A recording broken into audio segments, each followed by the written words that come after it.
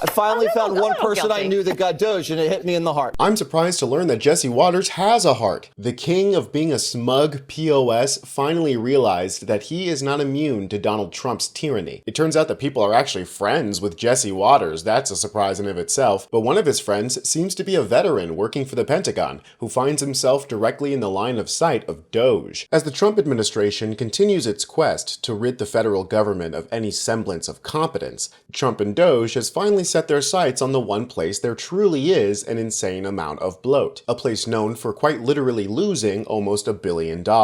And while I still agree that the Trump administration is probably illegally doing this and it should be reversed, I'm not exactly upset by the fact that the budget's being cut at the Pentagon. But it is surprising coming out of the Trump administration, seeing as the only kind of socialism that Republicans like is welfare for the rich and paying insanely overpriced bills on military contracts. I truly didn't think that Trump was even going to touch the Pentagon, but here we are. Tonight, President Trump's budget act's preparing to swing at the largest agency in the federal government, with deep cuts at the Pentagon now on the horizon. Sources tell ABC News Defense Secretary Pete Hegseth has asked top Pentagon officials to draw up plans for a sweeping 8% cut. The department hasn't seen cuts this deep in more than a decade. The news comes as sources tell ABC News Hegseth is preparing to fire or remove a series of top generals and senior officers, a list of their names already circulating among Republicans on Capitol Hill. Some 878,000 people. Stand up, Elon. And President Trump has instructed Elon Musk to dive in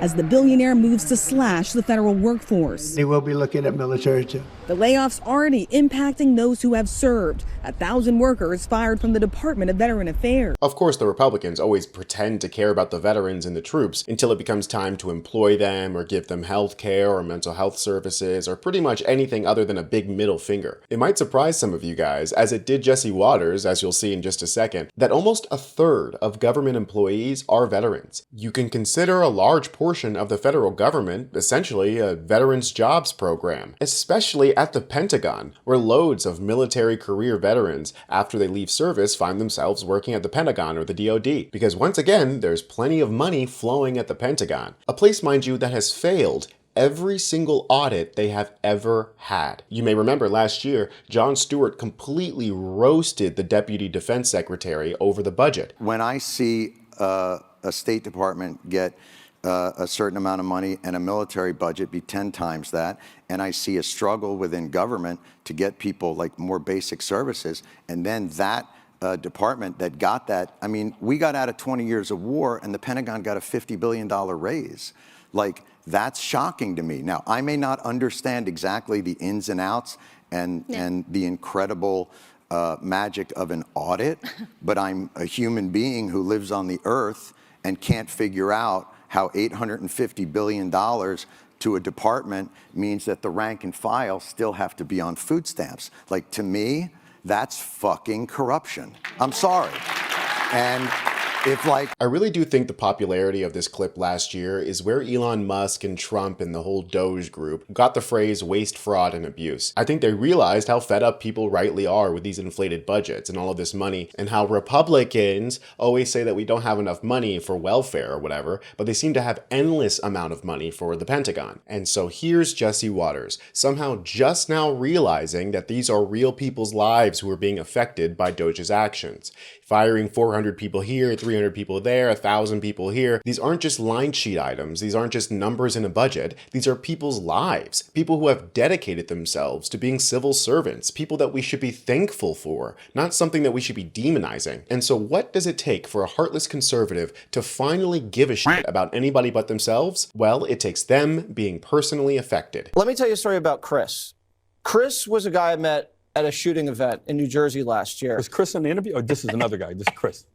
Is it a male or female? Let me finish. Oh. 55 billion. I love you. And so he was a 20-year veteran of the U.S. military. He was one of these guys in one of these elite units. Killed a lot of bad guys. Put his life on the line. And now he punched out after 20 years and working for the Pentagon. And he's only been there a few months, so he's probationary. And he just found out he's probably going to get laid off. He's going to get doged. And he texted me and he said, Jesse, you know, this isn't good. I'm upset. This is really sad. And this guy's not a DEI consultant. This guy's not a climate consultant. This guy is a veteran. So when you're talking about doging people, veterans should get priority. Because if you're going to go out there and kill enemies and put your life on the line for this country, you shouldn't be in the same category as people that are doing DEI. Now, Harold and his ilk like to talk about the slash and burn corporate ethos. We just need to be a little bit less callous with the way, Harold, we talk about doging people. Okay, I want that to sink in. You're arguing And with it's yourself. I am not guilty of that. I finally found one person I knew that got doged, and it hit me in the heart.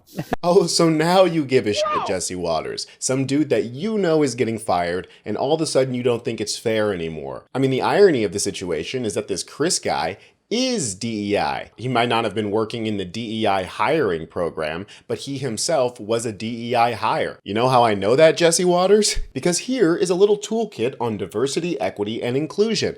And if we scroll down, one of the more specific dimensions of diversity, veteran status. It turns out that the I in DEI, the inclusion part, includes veterans. So sorry, Jesse Waters, your DEI friend is going to get booted by Doge just like everybody else. Because elections have consequences. This is what happens when you let an egomaniac and his drug-addled friend take over the government in order to benefit themselves and other rich people like you. Your poor veteran friend who you met at the shooting range is probably going to get laid off just like all of the park service workers and the crisis hotline people and all the programs that helped rural people pay for their utilities and helped special ed kids get jobs out of school. You know, all of the different good things that a government is supposed to be doing. Well, sorry, bud, there's no way to cut jobs but just for the liberals. And these conservative cuckwads like Zachary Levi are realizing that the damage being done doesn't just harm the people that they hate. There are a lot of people that are very afraid right now because there are truly good working people that work for the government that are getting lost in the cracks. And we have got to do something about that. Please, Elon,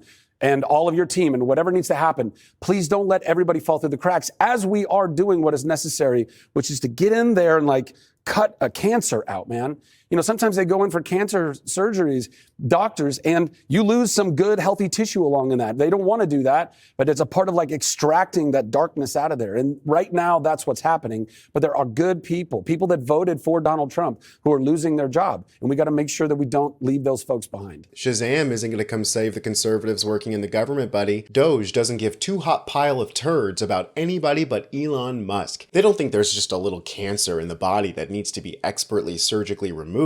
They think the whole thing is cancer. They're not doing surgery, they're disemboweling the government. And I don't know how bad it's going to have to get for them before they wake up and realize that they're being scammed. I'm Tony Hinderman with Really American, and I'll catch you next time.